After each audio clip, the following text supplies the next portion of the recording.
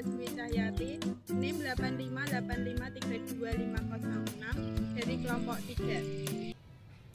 Assalamualaikum warahmatullahi wabarakatuh. Perkenalkan, nama saya Betri Natalia, NIM 8585337 kelompok 3, kelas 6A, Prodi Pendidikan Guru Sekolah Dasar Universitas Terbuka Salam Mustika Blor.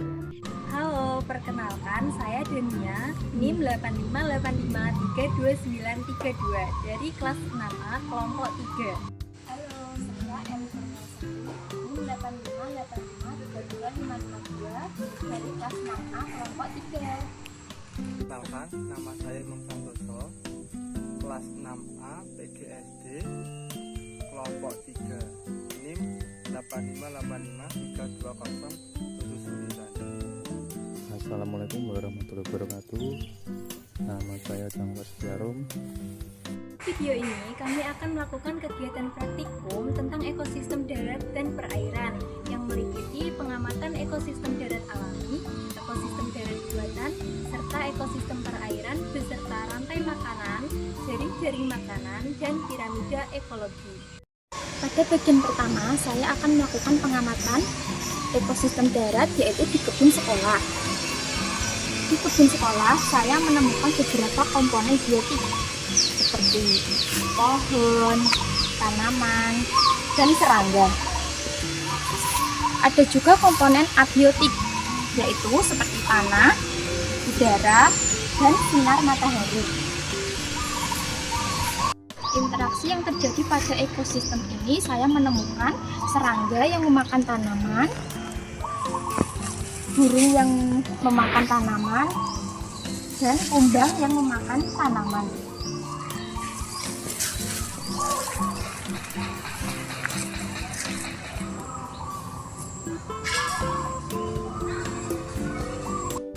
Hal ini menunjukkan adanya ketergantungan pada makhluk hidup. Saya di sini akan melakukan pengamatan pada ekosistem darat buatan, yaitu sawah. Nah, saat ini posisi saya lagi di sawah.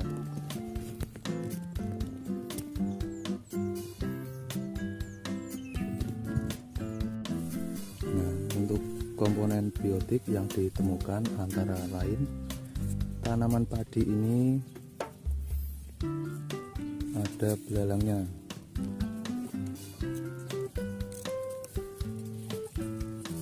dan burung-burung.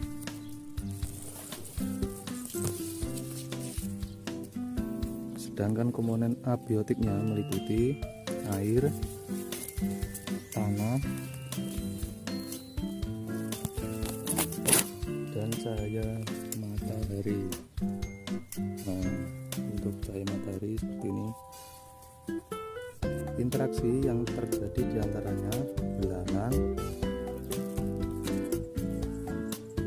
yang memakan tanaman padi serta katak, dan burung memakan serangga. Selain itu, manusia juga berperan ekosistem ini dalam penanaman dan perawatan padi ini. Pada kegiatan berikutnya, saya mengamati ekosistem perairan yaitu kolam ikan nila. Komponen biotik yang terdapat di dalamnya yaitu ikan nila dan mikroorganisme, sedangkan komponen abiotik yang terdapat di dalamnya meliputi air, suhu, cahaya matahari, dan oksigen yang terlarut di dalam air. Interaksi yang terjadi di kolam ini yaitu ikan nila memakan pakan yang diberikan, serta adanya persaingan antar ikan dalam memperoleh makanan.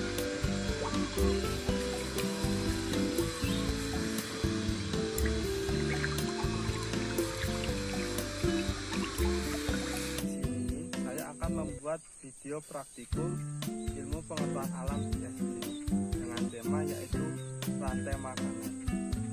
Untuk pembuatan video sendiri, saya menggunakan yang pertama handphone, yang kedua tripod, Dan yang ketiga adalah lingkungan. Yang pertama yaitu padi atau produsen, tumbuhan hijau yang menghasilkan makanan sendiri melalui fotosintesis. Padi adalah sumber energi utama di ekosistem sawah. Yang kedua, dalam rantai makanan di sawah adalah tikus. Tikus di sini sebagai konsumen satu atau primer. Hewan ini herbivora yang memakan padi. Dalam kasus ini, tikus makan padi. Padi sendiri tadi menjadi produsen. Yang ketiga, dalam rantai makanan di sawah adalah ular sebagai konsumen dua atau sekunder, hewan karnivora yang memakan konsumen primer. Contohnya ular memakan tikus di sawah. Yang keempat, selanjutnya dalam rantai makanan di sawah adalah burung elang. Di sini burung elang sebagai konsumen tersier atau puncak, predator yang memakan konsumen sekunder. Contohnya seperti burung elang memakan ular. Ular tadi sebagai konsumen dua. Yang kelima yaitu cacing atau bakteri sebagai pengurai atau dekomposer, organisme yang menguraikan bangkai hewan tumbuhan yang mati, termasuk elang yang mati menjadi zat hara tanah.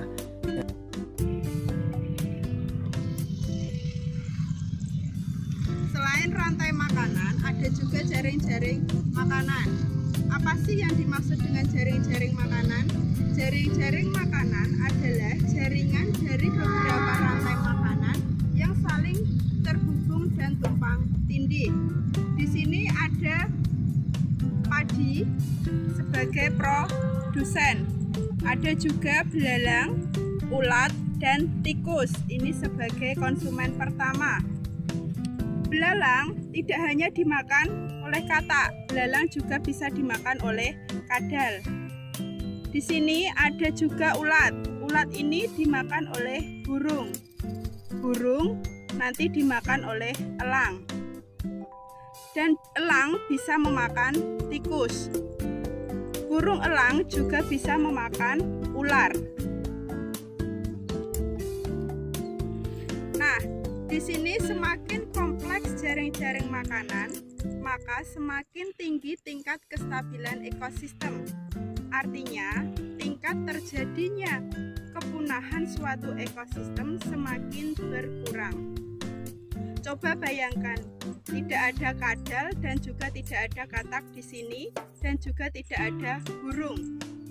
Maka jumlah belalang dan ulat sangat meningkat drastis, sehingga padi akan habis dimakan oleh belalang dan ulat. Baik, di sini saya sedang berada di kebun karena saya mengambil ekosistem kebun dari salah satu piramida ekologi. Sebelumnya saya akan menjelaskan tentang piramida ekologi tersebut. Piramida ekologi adalah gambaran hubungan antar makhluk hidup dalam suatu ekosistem berdasarkan tingkat taufik dan tingkat makanannya. Bentuknya seperti piramida karena jumlah energi semakin berkurang dari bawah ke atas. Nah, ini adalah contoh dari piramida tersebut. Nah, paling bawah disebut produsen, konsumen 1, konsumen 2, dan konsumen 3. Atas juga topik 1, topik 2, topik 3, dan topik 4. Nah, yang paling bawah itu adalah produsen, yaitu seperti sayur dan rumput-rumputan yang dapat membuat makanan sendiri melalui fotosintesis. Yang kedua yaitu hewan, berdasar tumbuhan seperti ulat, belalang. Mereka mendapatkan energi dengan memakan tanaman. Yang ketiga adalah hewan pemakan herbivora. Contohnya katak, burung kecil, dan kadal. Selanjutnya yang paling tinggi adalah seperti ular, burung elang yang memakan hewan lain. Jadi bentuk piramida ini menunjukkan bahwa energi yang tersedia semakin berkurang di setiap tingkat. Hanya sebagian kecil energi yang diteruskan ke tingkat berikutnya, sehingga jumlah makhluk hidup di bagian atas lebih sedikit dibandingkan di bagian bawah. Jadi piramida ekologi membantu kita memahami keseimbangan ekosistem dan pentingnya setiap makhluk hidup dalam menjaga kelangsungan lingkungannya. Terima kasih. Praktikum yang telah kami lakukan dapat disimpulkan setiap ekosistem terdiri dari beberapa komponen, yaitu komponen biotik dan abiotik yang saling berinteraksi. Rantai makanan, jaring-jaring makanan, dan piramida ekologi menunjukkan adanya hubungan dan aliran energi dari suatu ekosistem. Demikian video praktikum dari kelompok kami. Terima kasih atas perhatiannya.